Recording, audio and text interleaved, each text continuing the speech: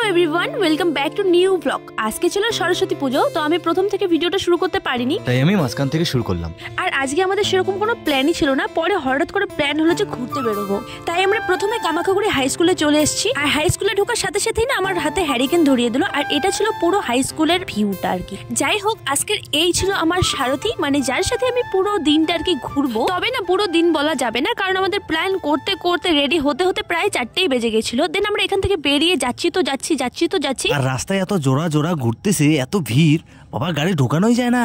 পুরো কামাখ্যাগুড়ির এদিক ওদিক দেখলাম, একটা অসুন্দরী মেয়ে দেখলাম না, সবাই সুন্দরী। আচ্ছা, অসুন্দরী মেয়েগুলো কই গেল?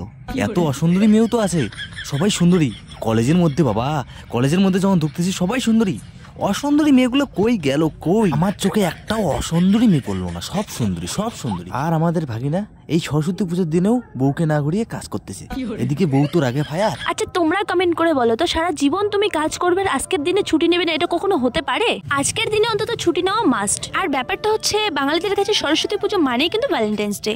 তবে আজকে হচ্ছে দুটো একসাথে, ভ্যালেন্টাইন্স ডে প্লাস সরস্বতী পুজো।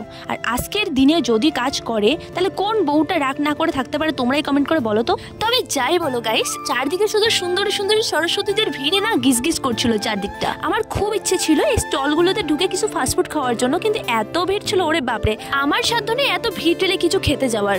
দেন আমরা আবার ভিড় ঠেলাঠেলি করে সোজা হাঁটা দিলাম তুফানগঞ্জের দিকে। তবে সত্যি বলতে কি বলতো, আগে যখন ছোট ছিলাম ভীষণ এক্সাইটেড ছিলাম আজকের এই দিনটার জন্য, আর যত বড় হয়ে যাচ্ছি তত যেন কেমন যেন হয়ে যাচ্ছি। গাড়ি ঘোড়ার আওয়াজ, লোকজন, ভিড়ভাড়টা এখন আর একদমই ভালো লাগে না। তারপর আমরা এই সুন্দর রাস্তাটাকে অতিক্রম করে চলে এলাম কিছু খাওয়া দাওয়া করার জন্য। আর যত দিন যাচ্ছে না, এই মানুষটা পুরোই আনরোমান্টিক হয়ে যাচ্ছে, না আমাকে একটু খাইয়ে দিচ্ছে না আমাকে খেতে বলছে। দেন আমরা একটু খাওয়া দাওয়া কমপ্লিট করে বাড়ির জন্য টুকটাক খাবার পার্সেল করে নিলাম। তারপর আবার এই ভিড়ের মধ্যে পড়ে গেলাম। তারপর ভিড় ঠেলাঠেলি করে সোজা চলে এলাম পেট্রোল পাম্প, কারণ শুধু আমরা খেলে তো হবে না, তাই না? গাড়িকেও তো কিছু খাওয়াতে হবে। তারপর আমরা এখানকার কাজ শেষ করে সোজা চলে এলাম একটা মন্দিরে, এখানে 12 হাত কালী একটা ঠাকুর আছে, সেটা দেখার জন্য। তো দেখা হচ্ছে নেক্সট ভিডিও, ততক্ষণের জন্য বাই বাই।